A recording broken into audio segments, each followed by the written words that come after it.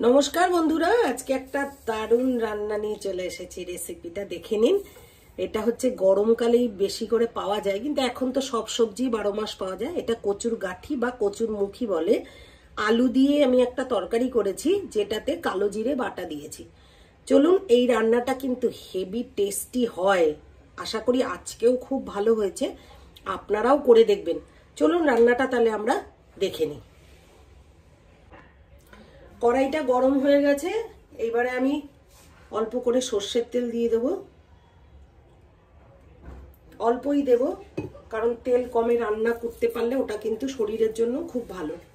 একটা আলু নিয়েছি, আলুটাকে আমি এইভাবে পিস করে কেটে নেব। এইভাবে পিস করে আমি আলুটাকে কেটে নেব, পুরো আলুটাকে এইভাবে কেটে নেব। তেলের মধ্যে দিয়ে দেব, তেলটা গরম হয়ে গেছে, তেলের মধ্যে আমি অল্প কালো জিরে দিয়ে দেব। দিয়ে এই পিস করে কেটে রাখা আলুটা প্রথমে দিয়ে দেব। ভালো করে নেড়ে নিয়ে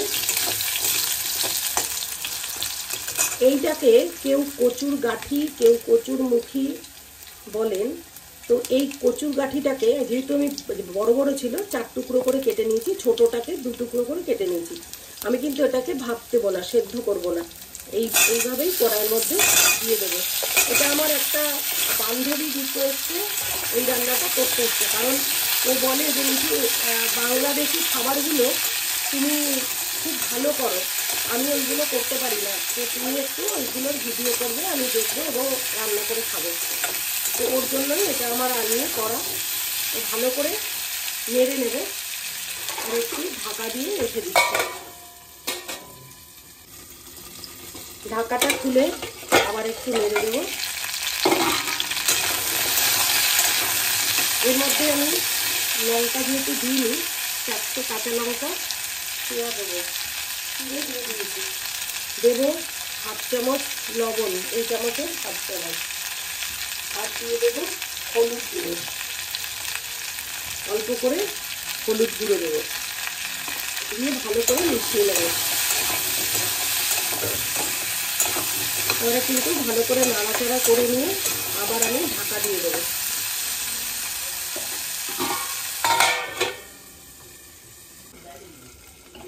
ঢাকনাটা খুলে নেব,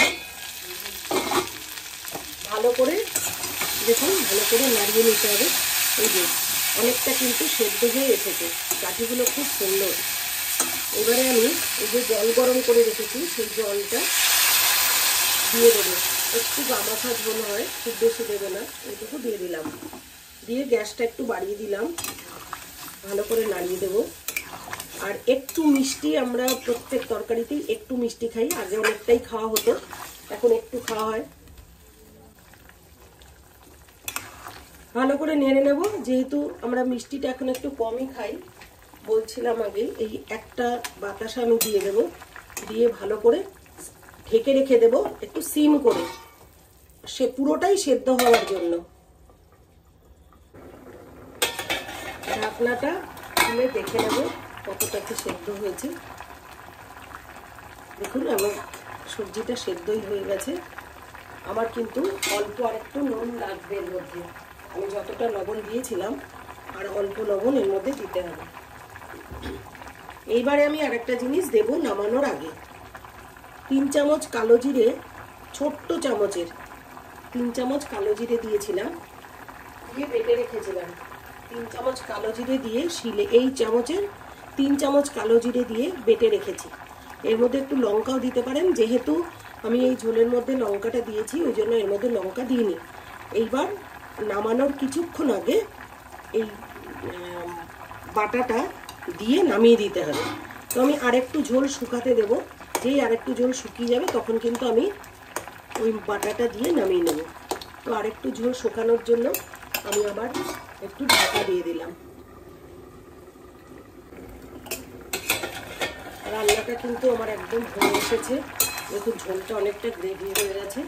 আমি কিন্তু এখন এই কালো জিরে বাটাটা পুরোটাই এর মধ্যে দিয়ে দেব, দিয়ে ভালো করে নেড়ে নেব। এই যে কালো জিরেটা খাওয়াও শরীরের জন্য কিন্তু ভীষণ ভালো, এবং কালো জিরে বাটাটা দিয়ে নামালে একটা আলাদা একটা সেন্ট থাকে কালো জিরে বাটার। আমাদের প্রত্যেকটা ঘরোয়া মশলাই কিন্তু আমাদের শরীরের জন্য ভালো, কিভাবে ইউজ করছি ওটা ডিপেন্ড করে। তো কালো জিরেটা কিন্তু শরীরের জন্য সত্যি ভীষণ ভালো। এই যে আমার রান্নাটা পুরো কমপ্লিট হয়ে গেল, আমি গ্যাসটা এবারে বন্ধ করে দেবো। Thanks for watching.